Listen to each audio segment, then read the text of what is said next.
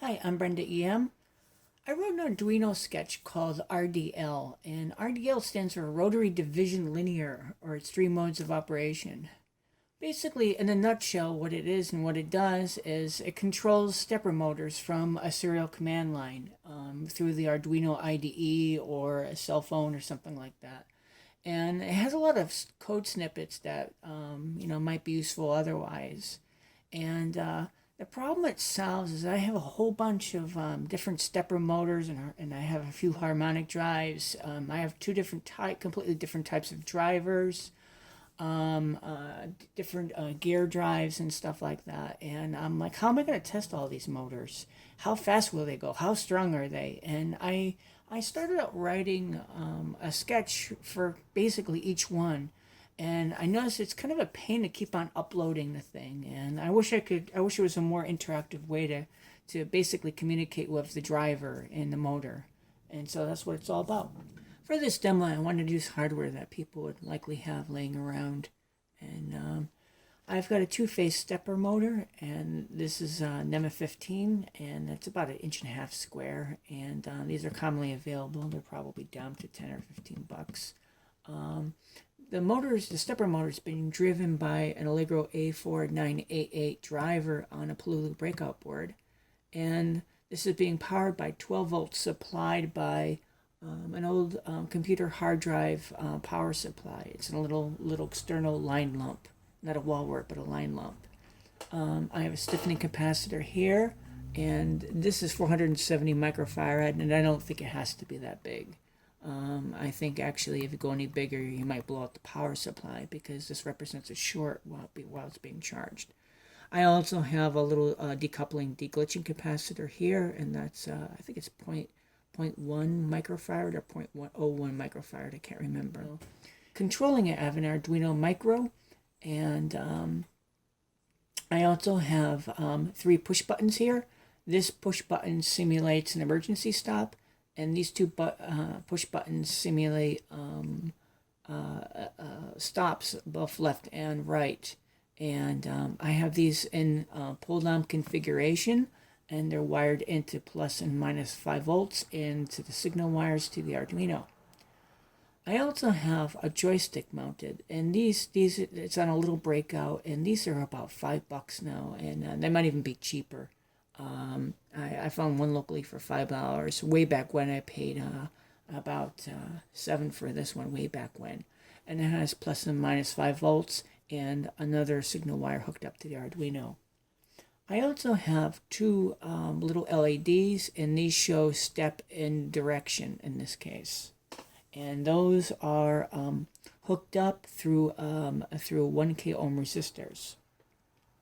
Lady Anne has some good tutorials on how to hook up momentary contact push button switches on her site, and as long as I remember, I'll link to it. I've plugged in the Arduino, and I'm starting up the Arduino IDE, which is used for just a terminal program, and I think that a cell phone will work fine as long as it can run the Arduino as far as its 5 volt requirement, and as long as the carriage return line feeds are set correctly. I happen to have a version of the program up here as a default in the opening, but you don't have to have any sketch once you have it loaded on. I'm going to check the ports and make sure that the Arduino Micro is seen, and make sure it's the right Arduino if you have multiple Arduinos. I'm going to open up the serial monitor. And when you first start the program, it shows a little banner, and there's a line here that says EEPROM red. And the first time you run it, it'll say EEPROM wrote, and it'll put the default settings on EEPROM. If you may or may not like those values, if you don't like them, you can change them, in the sketch. But the whole idea about this thing is that you can change the settings actually in the program over the serial port just by typing and communicating with it. And also, it tells us that the motor is awake, and I thought it would be too aggravating to have the motor be asleep, because then you wouldn't be able to debug it. If you type a question mark, you get a list of available commands. and there's the use and then the command here, and you'll notice that all the settings begin with the word set. So and actually helps speed up the program as far as it finding the command that you want, because these are little controllers, and the code I wrote was written for to put as much as I could in there actually, and not so much for speed. And these and above that, all these commands are your general purpose commands. So right off the bat, the three most important commands are, of course, a question mark for help. An @ symbol tells you where the motor is at, and a period tells you what the settings are. As I'm going through the usage, what's on the screen, because I'm editing, might change from time to time. But anyway, when you first start up the program, you can actually advance and retard the motor using the joystick, and the movement is proportional. And so if I really lean on it, it goes faster than if I go slow. And if you wanted to return the motor to home, you type in H. In the command line, you type in H, and it'll home the motor. And if you lost where you're at, you can type in @ Or if you wanted to move the motor to a different place and say that's, in this case, I want to make sure this shows up. What if I want this to be, what if I want that to be home? You could type in set home. And ask you if you want to set that as home. And now if you move it and type in H, it'll move back to that place. Right now we're in rotate mode. If we weren't, we could type in set mode, and it gives us a choice of rotary or linear, and we can change it to linear for Haas. And now we can type in set mode again just to see what it would look like if we weren't. We can type in R for rotary, and Rotary Mode has a couple interesting features. You could rotate the motor by typing turn for T. Like you could type in T, and I want to give it 5 turns, and it gives it 5 turns. And there's sinusoidal acceleration and deacceleration. When we get into the settings, I'll tell you more about that. Also, if you wanted to go home, you could type in H, and it's not going to move because you're in a rotary mode. Generally, if you're doing more than one turn of the stepper motor, you would use linear. But you could still type in T for turn, and you could type in -1, and it'll move backwards -1. And if I type in the @ symbol, we're still at -1, but if we type in H for home, we're not going to go anywhere once again. You can also turn by degree. So you can type in degree, D for degree, and we can type in something noticeable like 45, and it moves 45 degrees. And this is relative. So if we type in D for degree again and type in 45, we should be pointing straight across. And if we home it, it'll come back the way it came from, which is different than linear. Rotate mode also has some another feature called divide, and we can type in divide, and divide by let's say 7, something interesting. And so it tells us that each division will be 0.142 of a revolution. Now if we type a plus, it'll move that much every time we type a plus. And it'll move in advance also if we hit the joystick.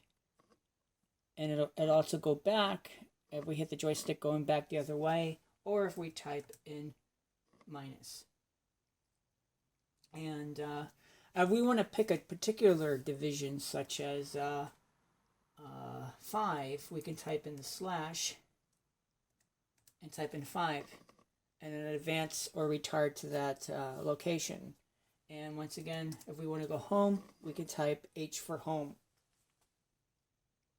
And when we're done dividing, we can type in div end for division end. and it'll ask you, do you want the end of division? In this case, we do. I don't know if how well you can see it, but these Allegro A4988 drivers have a pin called enable, and if that's pulled high, it puts the driver to sleep and therefore the motor to sleep. And I have that hooked up to the Arduino, and the Arduino understands what pin it's on because there's pin definitions. And the RDL as a sketch understands sleep and wake. You can put the motor or indoor driver asleep or awake from the command line. You can type in sleep, and we'll put the motor to sleep. You can see I can turn it easily. I'm going to put it back, and I can type in wake. And now I can't turn it. I can probably turn the pulley on the shaft easier, and I can turn that motor. I couldn't get it too tight this time. In RDL, I have only limited hardware limits. So if you hit either of these hardware limits or the emergency stop, it will put the motor to sleep, but you'll lose position. You have to remember that. I wanted this thing safe, and given the way it's written, because this is a thing that's ruled by turns instead of steps, and if you hit a limit on a certain step, that wouldn't be necessarily where you would want to in a turn, so you'd have to back calculate the amount of step, and for this version I'm not going to do it. So RDL is a thing. The software limits work good. The hardware limits not so good. You should think of the hardware limits as kind of an emergency only thing, just like the e-stop. And the e-stop momentary contact in my test rig is brown. But yeah, the motor's awake now. RDL also has a linear mode, and there's differences between rotary and linear in this program. So if you type in set mode, we have a choice of rotary, R for rotary, and L for linear. We can type L for linear and press enter. Now we're in linear mode, and they work a little bit differently. If we move the joystick, we'll give it a couple turns. And then look at the screen, we can set our position as at 5. If we were in rotary mode, this would just go back here, the closest way it can to a single revolution. But in linear mode, if we home it, it'll go back taking the number of turns that we took in the first place. There's an absolute and a relative move in linear mode. We can type M for move, which is relative, and we can tell it we want 1 revolution. And we could type M for move, and we want to give it another revolution. And so now we're at 2. And we can tell it to G for go to, and we want to go to number 3, and it'll move 1 more time. And so go to is absolute. Where absolutely do you want to be? And move is relative. How much farther or how much back do you want to be? One of the things I was thinking about using this for is for winding things like wire, for instance. And I don't think I would want to shuttle this thing to 100 revolutions and then set the end point there. So instead, I came up with there's a command called set end at. Set end at. And we can put that. We'll just put 10 in here for now. And now, if I check the settings, we can see that the end point is set to 10, and we haven't moved the motor, so you can type in E for end, and it'll move 10 revolutions in this case, or you can use it as a stop. In RDL, most of the driver and motor settings are saved to EEPROM, and there are some default values. If you start changing them and something goes wrong, hopefully not catastrophically, but and be careful, please. This is also at your own risk kind of software. And but if something goes wrong and you get the settings all fouled up, there's a command called set defaults. And if you type it, it asks you if you want to set defaults. And here it's set it's set everything back, including the mode back to rotary. And you also want to review all these settings and make sure that they are what you want them to be.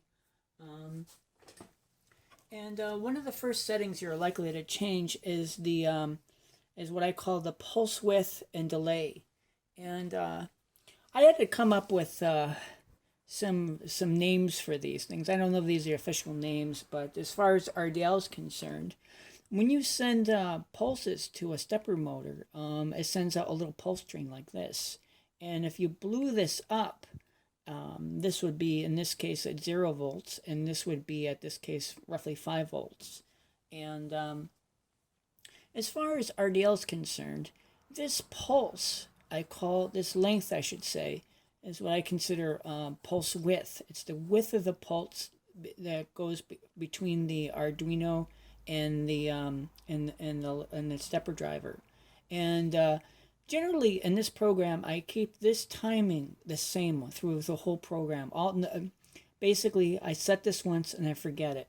And this has to do largely with the latency of the driver, as far as I'm concerned. Of course, different drivers would, I'm sure there's drivers that you can vary this too, but generally I set this up once. And as far as moving the motor with real world constraints, like if this was much heavier, you'd want the motor to start up slower or run slower, and that's the delay. And what I do is I vary this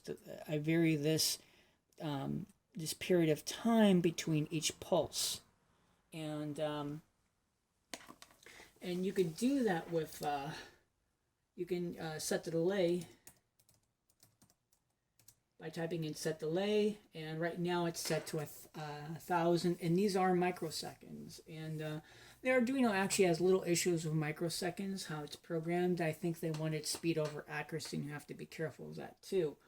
But for our purposes, I'm going to set the delay at let's set it at let's keep it at 1,000. Let's do an experiment. And I'm going to get this out of the way. I'm going to tell it to turn. And I'm going to tell it to turn 1. And it moves about that fast. And now I'm going to type in set delay.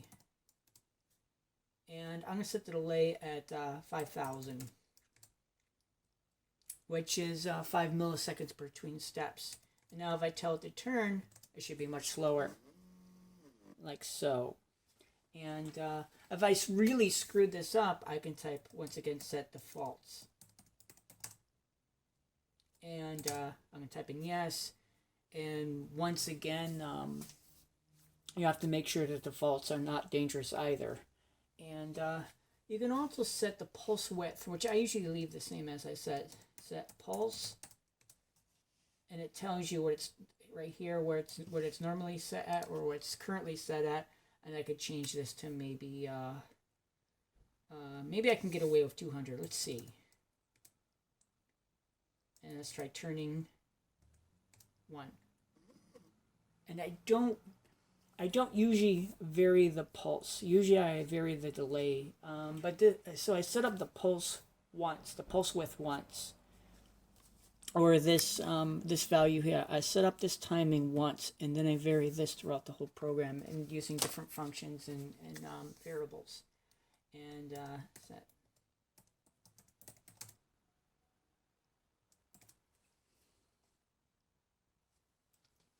And I just set it back. Another setting you're likely to change is the amount of steps per revolution or per steps per unit, depending whether you do things in a linear sense or a rotary sense. And if you're doing things in a rotary sense, for instance, this motor has 200 steps per revolution without microstepping, which I'll touch on later. And each step is 1.8 degrees. If you want to know what the steps are, the quickest way is just type a period, which shows you that somewhere in here, it shows you that the steps are 200. But suppose you have a linear axis, and it takes 400 steps per centimeter or something like that. You can, in this case, we can type set mode, and we can change it to linear, and we can type in set steps. In this case, we'll change it 400 per centimeter. And now if we tell it to move, in this case 1 millimeter, it'll go around twice. Some stepper drivers support software microstepping, and if you have an A4988 driver or base driver or a DRV8825 driver, RDL can support, and you can change the microstepping from inside the sketch.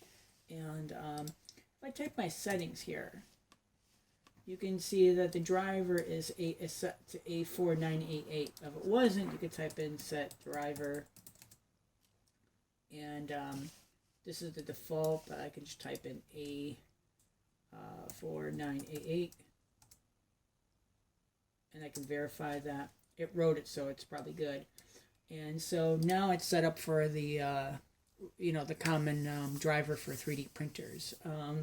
Right now it only support these two, and these each use 3 different pins to set this microstepping.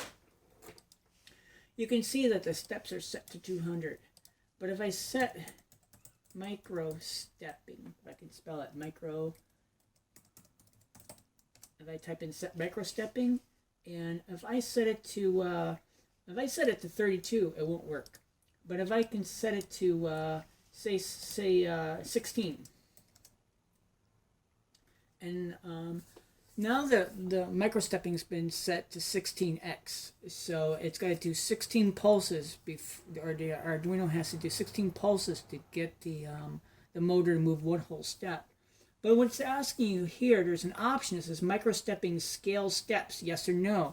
When it's asking you, do you want to multiply the amount of steps you currently have, which is 200, times 16 or whatever you've chosen? In this case, you would do, because it's handy, and that's why I put it in there. Now, if I type in a period, we can see that the steps are now 3,200 steps, in this case per revolution or unit or linear length. And the microstepping, as you can see, is set to 16. Now, if I type in move, as we're in linear mode, and type in 1, it'll move quite slowly all the way around, like so. As I was saying before, RDL uses a sinusoidal smoothing for most of its movements, except for the joystick, homing, and very small movements where it probably wouldn't make much difference anyhow. So what this looks like is this, basically. You start off slow and you speed up, and you get it going as fast as it can. And then when you're almost done with the movement, you start slowing it down until it stops. And you could also think of it as attack, sustain, and decay, like music, like musical envelopes. That's what I do. But the funny thing is that when you're thinking about this is what you're interested in, the speed, the total, how fast you can get this going. But when you're controlling and writing this stuff, I found that what I'm concerned with instead is the space, the kind of negative space over this. Because this area here, this area here going from here to here is basically the delay, the standard motor delay for the standard motor timings. And then when you adjust the smoothing, it adds an additional delay here, which fills up this area here, and here likewise. When you start off the motor, you want the first step to be really slow, or the space between the steps really slow. You remember from my other little handwritten chart that you kind of have a pulse and a delay, and it makes a pulse train, and that's what makes the motor go around. Well, you want that first pulse to be, the delays between the pulses to be pretty large when you start it off, so the motor will go slow. And as it gets going faster and faster, you want the delays to basically diminish to the maximum motor speed, which is the delay, what I call the delay, but that's just the space between the pulses. And then when you get over here, you want to start slowing it down until you stop the motor. And so once again, the delay is getting larger and larger and larger. So by default, the speed of the motor is set to something reasonable that an M15 can handle, that and without stalling. Because if you just tried to ramp up and start this motor, like if this went up straight and went across like this, it would stall at the motor. You can't go from here to here without stalling a stepper motor, at least, or just say that you'll never get it going as fast as it can without stalling. without ramping it up slowly in some manner. But if I give it a turn, if I give the motor a turn, you might be able to see it, but we'll slow it down if you can't. I'm going to give it a turn. And you could think of it as like this kind of attack area is this area from here to here in this quadrant, because I'm only told it to do one turn. And the sustain is the area that's going around the back here, and the decay is this last quadrant here, because I have this length from here to here, and likewise this length from here to here set to I think 50 steps. So this is 200 steps going around, and I've got 50. I use up 50 here, 100 here, and another 50 here. And let's try slowing down the motor. You can slow down the motor with set speed. And what set speed does is divide however fast the motor is going presently by a factor. In this case, we'll put 10. So now, if I check the settings, it says speed 1/10. And now if I tell it to turn, I think we can turn by 1. I think we can see and probably hear the smoothing, speed up and slow down the motor, like so. So if you look at our settings,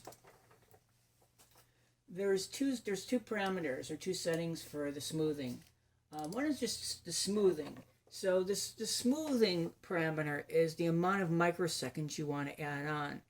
I'm originally using 1,000 microseconds for the standard delay, and when it starts up, it adds 5,000 on. So the first step of the motor, like this, and the first step of the motor, it puts out a pulse, and it puts out a 6,000 microsecond delay or 6 millisecond delay, and then from here on, it keeps on speeding it up.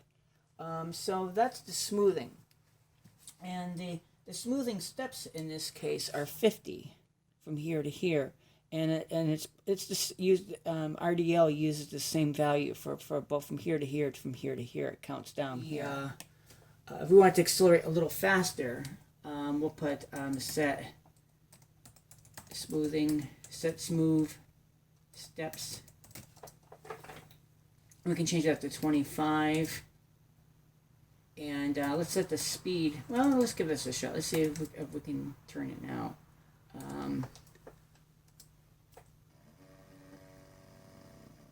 So it just sped up and slowed down in the last little bit. So tuning this is basically a trial and error process. Just remember, this is the smoothing steps.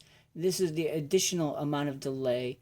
And of course, this is the delay or the minimum delay. And this determines the fastest the motor can go. And this determines how long it takes to, how much of a delay there is and how long it takes to get there. I had showed you before you can move the motor in RDL by moving the joystick either direction. And it's proportional, in this case, linear proportional. And so you have the joystick in the center right here, and it's not moving. And if I bump it a little bit, it doesn't do anything because there's a null area right here. You can actually adjust this, but this particular thing you have to adjust in the programming code, but there's variables for this. And then when you start off, it starts off slow, and you can think of it as adding a delay on. Once again, we're thinking upside down or inside out. So what it's doing is, here's the original delay right here from here to here, and this is 1,000 microseconds. And there's a setting called Joy Delay Max. And what that does is add an additional delay here. And as you push the joystick to the side, that delay becomes nothing, which is joystick delay. And this is changeable in the settings. Let me home it first.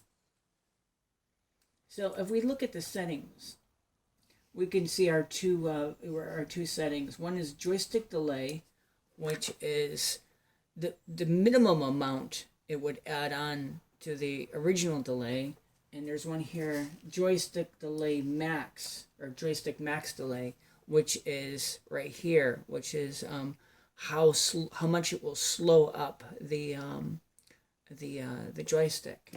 And I'm not going to go through the, I'm not going to change these settings and stuff. This is one of those things you really kind of have to tweak. So there's two other settings I want to touch on. One is the motor fallback delay, and you can see it right here. So the motor fallback delay is basically a slower speed or higher delay in which the motor could run at reliably without stalling from the get-go. And I had said that generally you can't just start a motor up for nothing and expect it to go full speed. And so this value generally has to be higher in your delay. You can get this motor going pretty fast with by lowering the delay into the point where it stalls and then back off a little bit. But the fallback delay is used for homing and for areas where like you're only moving a few steps like if I tell it to turn like 0.001, well, my smoothing algorithm doesn't work very efficiently in small movements like that are only, say, less than 15 steps in this case, or 16 steps. And so it disregards that and uses a fallback delay. And there's a setting for that. It's set fallback delay. There's also a delay called the driver delay. And so basically, when these guys are communicating, it takes some settling time for the Arduino to set microstepping or to set direction. And that's what the driver delay is. And there's a setting for that for set driver delay. I've made a change hardware-wise. I've disconnected the Plulu A4988 stepper driver, and I've hooked up to it this is a Vexta stepper motor driver, and these were used industrially a lot here in the valley. You find a lot of these like in the trash sometimes, and they were actually fairly pricey when they were new. These are 5-phase. They're normally 500 steps with 2x micro stepping. In the back we have a stepper motor. This one has a photo interrupter right in the back of the motor, and the motor itself is hooked up to a harmonic drive. In this case, this is a 100-to-1 harmonic drive, which is like a gearbox, but there's no backlash, and there's no backlash because there's basically two gears in it, and they use kind of if you took a styrofoam cup and rolled it in your hand while you were squeezing it, that's the kind of arrangement it uses. And anyway, the stepper harmonic drive is hooked up to this aluminum case, which has nice bearings in the front. And I'm going to use this for my example because it has a photo interrupter inside. This driver takes a different pulse and direction scheme. Instead of having a pulse pin and a direction pin, and what it has is a forward pulse and a backward pulse pin. And I'll show you how to set it up from the defaults in the RDL. So we want to set their scheme, and right now it's set to step and direction, and we want to change it to step. So we type in SS, and we can check that by typing a period. We can see that the dir scheme equals step, and I'm also going to set the pulse width with set pulse. In this case, we'll give it 100, and I'm going to set the delay to 400, and I'm also going to set the steps. In this case, I go from 200 steps to 50,000, and that's per revolution, because I've got 100-to-1 gear reduction situation on this. RDL also has an automatic homing function, and to do it, you just type in AH, and it will move forward until it homes the motor. Inside this thing, there's a photo interrupter and a little blade, and in this case, it keeps on going until the blade trips the photo interrupter. The only thing is, if you already start from here, you can be fastly off, like this. And so what I do is if it's already homed, I back it up. I call that, there's a variable for that called undershoot, and then I move it forward again to find the leading edge like this. If I type in AH now, it'll go back before it goes forward.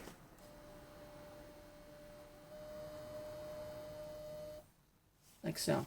The last function I'm going to discuss, and probably the last function RDL has, is there's a setting for this thing called home offset. Right now it's set to 0.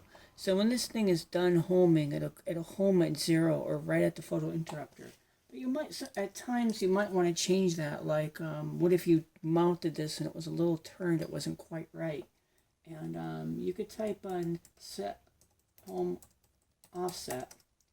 And right now it's 0, but we can give a number like 1,000. And this is one of the few commands that are in steps. So so the steps are 50,000, and in this case the home delay is 1,000 steps forward than the sensor.